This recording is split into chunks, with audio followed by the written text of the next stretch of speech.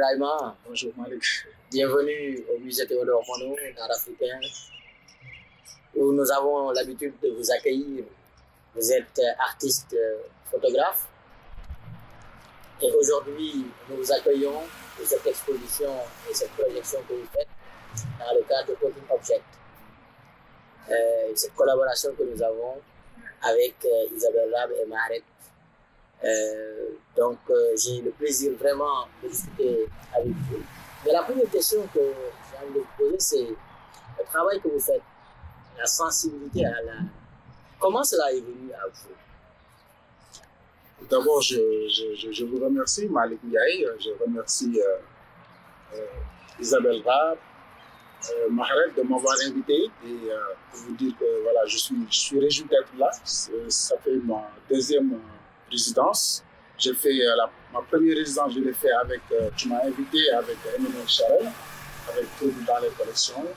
Et ça, c'est ma deuxième résidence avec Talking Object. Je suis vraiment réjoui de travailler dans le musée.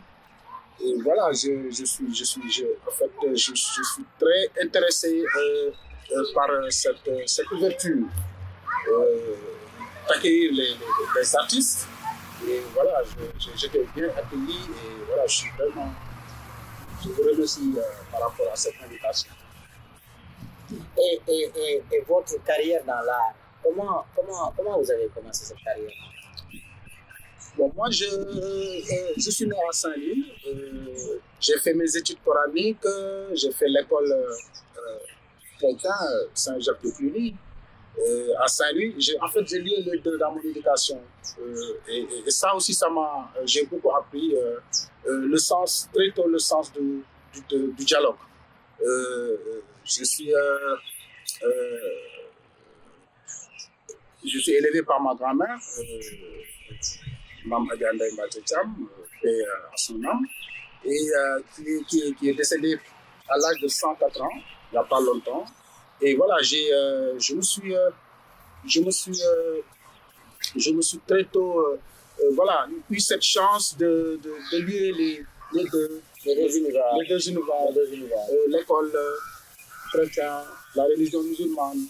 Et voilà, ça c'est. En fait, dans la maison aussi, on avait cette créativité, parce que ma grand-mère était teinturière.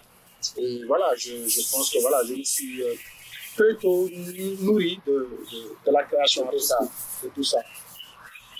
Et si je comprends bien, avant d'être photographe, vous étiez peintre, après vous êtes venu à la photo, et la pratique photographique aujourd'hui occupe pratiquement tout votre temps. Et c'est dans ce cadre d'ailleurs qu'on vous a accueilli à 2 reprises dans les résidences ici au musée, parce que vous avez travaillé surtout avec les archives. Maintenant, moi, ce qui m'intéresse en fait, c'est que surtout cette pratique photographique, quand vous travaillez avec l'histoire, les archives, pourquoi ce penchant sur les traditions, sur l'histoire et la mémoire? Et ça a commencé depuis Saint-Louis. Parce qu'en fait, moi, je suis né dans une famille où en fait, on a très tôt gardé des photos de collection de l'actualité saint-louisienne. Et quand je suis venu à Dakar et j'ai commencé avant de faire même la photographie, c'était le cinéma. J'ai fait des recherches par rapport à le cinéma, la peinture. Et une fois, je me suis tombé sur un livre avec l'anthologie de la photographie africaine. Et c'est à partir de ce livre que j'ai vu que, en fait, c'est les mêmes photos qui étaient à la maison. Et quand j'ai fait des recherches, c'était des photos faites par les précurseurs de la photographie africaine. Tel Meïssa Gueye, Mama Kassé, Saleh Kassé, Doudjo Dorossi. Et j'ai beaucoup appris avec ça parce qu'il y avait une décolonisation photographique. Parce qu'avant de l'image, parce qu'avant, il y avait Thatcher qui était là. Et eux, en fait, c'était plutôt ethnographique, la photographie. Et eux, ils sont venus, les Meïssa Gueye, les premiers photographes, et ils ont photographié l'Afrique, les gens eux-mêmes. Et ça, c'était quelque chose qui... Voilà, l'art contemporain photographique venait de naître avec ces précurseurs de la photographie africaine. Et après, je me suis dit que voilà, c'est bien ce qu'ils font. J'ai fait des séries par rapport avec des photos anciennes, portrait vintage, où en fait j'utilisais les photos de la famille et je les photographiais encore, que je donnais à mes cousins et mes cousines, pour reprendre mon vue par rapport à ces photos anciennes. Toujours remettre cette photographie contemporaine. Et je pense que c'est ça que j'essaie de faire aujourd'hui avec la photographie, les histoires imaginaires. J'essaie aussi de mettre, de revisiter le passé par rapport à la tradition, par rapport à la mémoire, par rapport à l'oralité. Parce que, en fait, les premières séries que j'ai fait ça s'appelle Mamkoumoban. Et je suis né dans une ville où, en fait, Mamkoumoban est un génie, mais qui est invisible. Et moi, j'ai fait beaucoup de rituels par rapport à cette mam qui est invisible, beaucoup de rituels par rapport à ma grand-mère. Et moi, c'est quelque chose que je ne voyais pas. Et je me suis dit, peut-être ce serait intéressant d'utiliser la photographie pour essayer de mettre cette chose qui est invisible, de le rendre visible. Et c'est comme ça que j'ai commencé depuis 2017 à faire ce travail sur la mémoire, l'oralité et les histoires imaginaires. Et dans ce travail-là, on remarque qu'il y a beaucoup, une bonne part liée au sacré. Parce que quand on parle de Mamkoumoban, quand on parle des esprits et du génie, de toute cette partie invisible de notre quotidien, on pense surtout à cette frontière, l'autre frontière qui est la frontière du sacré. Mais quelles sont les difficultés que vous pouvez rencontrer quand vous travaillez sur ces questions-là en société? Est-ce que réellement il y a des difficultés? Et quelles sont les types de difficultés que vous pouvez rencontrer? Franchement, les gens ont beaucoup apprécié parce que depuis que je fais ce travail, je n'ai pas eu de difficultés. Beaucoup de gens, ils apprécient en fait, le fait que moi, je les rappelle cette mémoire. Parce que je me suis dit que, je suis... même moi, c'est un questionnement parce que, les gens disent, oui, tu es musulman, pourquoi faire un travail qui est sacré? Et en fait, c'est pour cela que j'ai fait ce travail. Pour montrer qu'avant la religion musulmane, la religion, le christianisme, il y avait ce savoir traditionnel religieux. Et je pense que c'est important de le remettre. Avant ça, avant toutes ces religions, c'était ça. Et je pense que ça fait partie de du patrimoine immatériel de l'Afrique. Et je pense qu'on doit prendre cette partie immatérielle de l'Afrique elle-même. Et je pense que ça nourrit notre imaginaire. Et je travaille dans ce sens. Et donc, du coup, votre œuvre est perçue comment? Comment vous regardez la réception de votre œuvre par le public de manière générale? Oui, en fait, à chaque fois que je travaille, parce que en fait, c'est un travail pour moi qui est universel. Parce que je travaille sur l'histoire, des histoires imaginaires, avec le rituel. J'ai commencé par Mamkoumoban, j'ai fait Ndekdaourmbaï, j'ai fait Mamgere. Mais par rapport à mes recherches, je vois que c'est quelque chose qui va loin.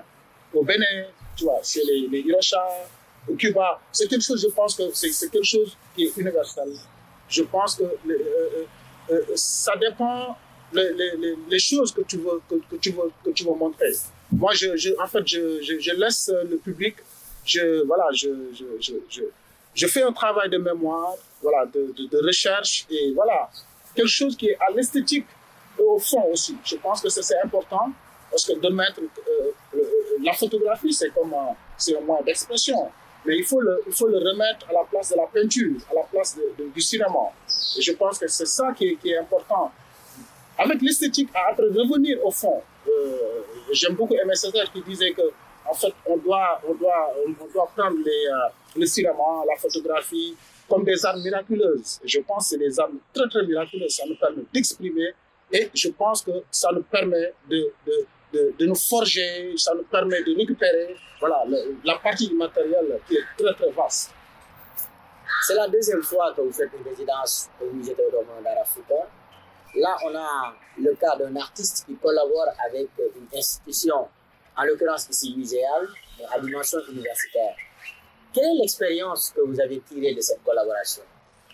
C'était une collaboration très intéressante. Je suis Avant, je fréquentais le musée, mais c'était la première fois que je rentre dans la réserve du musée. Et j'ai vu des choses intéressantes. Mais la première chose qui m'a parlé, c'est le sabar, qui est un instrument traditionnel, sonore et visuel. Et ça m'a parlé, ça m'a rappelé mon enfance. Et ça m'a rappelé aussi par rapport au travail que j'ai fait sur les histoires imaginaires, telles que par exemple le mouk, où en fait c'est une danse de possession, où en fait on utilise beaucoup le sabar. Et c'était quelque chose qui est intéressant de travailler sur cet instrument. Et que j'ai trouvé dans le musée, je me suis dit que c'est vraiment quelque chose d'intéressant. Et justement, ce savoir-là, qu'est-ce que vous en avez fait une fois que vous vous êtes approprié ce savoir? Comment vous l'avez travaillé dans votre ouvrage, dans votre œuvre? Voilà, le sabar, en fait, je l'ai utilisé parce que ça a duré dans le musée. C'est des objets du musée. Et je pense qu'à la longue, il y a le cuir qui à la longue, ça s'enlève. Et j'ai pris des photos et je suis reparti. J'ai un ami qui a créé un espace qui s'appelle le Bois Sacré. Et lui, c'est un collectionneur d'instruments traditionnels. Et son espace, c'est comme l'espace actuel avant. Et ça, c'est ça qui était intéressant. J'ai repris ces mêmes sabats et on a fait un langage qui est le son du neuf. Comme je te l'ai dit, de sentence, de possession, où utiliser le son du neuf. Et c'est comme ça qu'on a travaillé cet instrument. Et je pense que c'était quelque chose qui est très intéressant pour moi. Et c'est un langage sonore, visuel, et voilà, qui nous apprend beaucoup de choses. Voilà. Mais aujourd'hui, la collaboration que vous avez avec le musée Théodore Monod en tant qu'institution, vous avez senti quand même un changement dans la direction de votre travail artistique et des plus-values, quelque chose en tout cas qui relève d'une stratégie globale de l'artiste qui va changer en vous ou pas? Oui, je pense que nous, en fait, l'artiste, il a sa route. Moi, j'ai une route. Je pense que c'est quelque chose qui est très vaste. Je pense que l'essentiel, c'est d'avoir un fil conducteur en tant qu'artiste et d'avoir maîtrisé la thématique dont tu travailles. Et je pense que c'est quelque chose... les histoires imaginaires sont larges. Je pense que c'est quelque chose qui continue. Et je pense que le musée est très intéressant. Le fait qu'il m'invite à travailler avec les objets de la collection, je pense que ça, c'est quelque chose qui est un projet pour le futur. Je pense que tous les musées doivent se voir comme quelque chose qui est intéressant de travailler avec les artistes. Ça, c'est quelque chose je pense que ça peut porter dans l'avenir. Et je pense que c'est ça, le musée de l'avenir pour moi. Et en parlant d'avenir et de projet du futur, pour le futur, dans vos perspectives aujourd'hui, quelle est la vision longue que vous avez de votre propre projet? Oui, moi, j'ai envie, récemment, j'ai fait une résidence à Glasgow, où en fait, eux, il faut beaucoup de rituels par rapport à l'arbre. Ils utilisent les rubans pour se soigner, et c'est à partir de ça qu'ils mettent dans les arbres. Et je pense donc, ça m'a fait rappel que c'est quelque chose qui est universel. Je pense que j'ai des projets, par exemple, de travail, de voir au Cuba, de voir au Brésil, de voir le Bénin. Et ce travail que j'ai fait ici au musée avec Trouble dans les collections et qui a eu une exposition qui s'appelle Tegeput. Et je pense que mon travail, c'était de faire une dialogue parce que j'ai trouvé dans la collection du musée des photos de 1940 faites par George Labitte. Et en fait, ce qui est intéressant, c'était un travail qu'il avait fait ethnographique. Et moi, j'ai fait un travail contemporain, artistique, et je pense que c'est intéressant. C'est pour ça que j'ai fait faire un dialogue entre le Legba, qui est une divinité vaudou, et la divinité de Mangere et de Ndaourbaye. Je pense c'était quelque chose de très intéressant de faire ce dialogue entre les deux. Cette exposition dont vous parlez, Tekbet de Studi, qui veut dire tout simplement en français voir la recherche, a été organisée suite à une résidence surtout que vous avez faite ici au musée, mais qui vous permet surtout de rendre votre œuvre universelle dans le sens d'une connexion avec d'autres histoires, d'autres imaginaires partout dans le monde. Et aujourd'hui, avec la large vue que vous avez du monde entier, on a l'impression que toutes ces histoires se ressemblent finalement. Oui, je pense que oui, toutes les histoires se ressemblent. Maintenant, ce qui est intéressant, il y a beaucoup d'histoires, mais ce qui est intéressant, c'est d'avoir des nouvelles récits. Je pense que les histoires a eu toujours lieu. Et je pense qu'il y a beaucoup d'histoires que nous partageons. Parce que j'ai beaucoup aimé le fait, cette Féline Sarr et savoir cette relation, cette nouvelle éthique relationnelle. Ça, j'ai beaucoup aimé ce sens de relation. Ça permet, par exemple, à ce que fait Théodore Monod aujourd'hui, le musée, d'avoir des nouveaux récits, d'inviter les artistes à voir des choses qui sont avant et de sortir leur propre récit et d'avoir une nouvelle archive. Je pense que ça, c'est quelque chose qui est intéressant dans cette plateforme universelle. Et dans le travail que vous faites, en fait, vous travaillez sur la base d'archives qui existaient déjà, mais votre travail en tant que travail de récréation et de réinvention des archives crée de nouvelles archives. Et pour moi, c'est ce que je trouve le plus intéressant dans votre travail surtout. Comment vous créez de nouvelles archives et des archives pour le futur. Oui, je pense que tout artiste je pense que c'est ça le rôle de l'artiste. Et on a, comme je te l'ai dit, on a beaucoup de choses en fait, qu'on doit se réapproprier et qu'on doit revisiter, qu'on doit recréer. Voilà. Là, aujourd'hui, j'ai une performance ici où, en fait, il y aura le son. Parce que, voilà, il y aura le son comme langage. Je pense que la musique, ça fait partie aussi des choses qu'on doit revisiter, qu'on doit réinventer. Et voilà, je pense que tous ces armes que Césaire disait, les armes miraculeuses, la photographie, le cinéma, je pense que toutes ces choses-là nous permettent de se réinventer et d'avoir un soin par rapport à nous et par rapport aux autres. Et je pense que c'est ça l'idéal. Parce que quand on fait de l'art, c'est pour prendre ça, pour que tu connaître soi-même. Je pense que c'est ça que voilà, je suis vraiment, voilà, je pense que c'est ça l'idéal de faire ce travail. Ça fait un plaisir de vous accueillir au musée. Merci beaucoup, Ibrahima Thiam. Merci beaucoup, Malick Ndiaye. Ça fait un grand plaisir de vous rencontrer et d'être accueilli à résidence ici au musée Théodore Monod. Merci. Merci.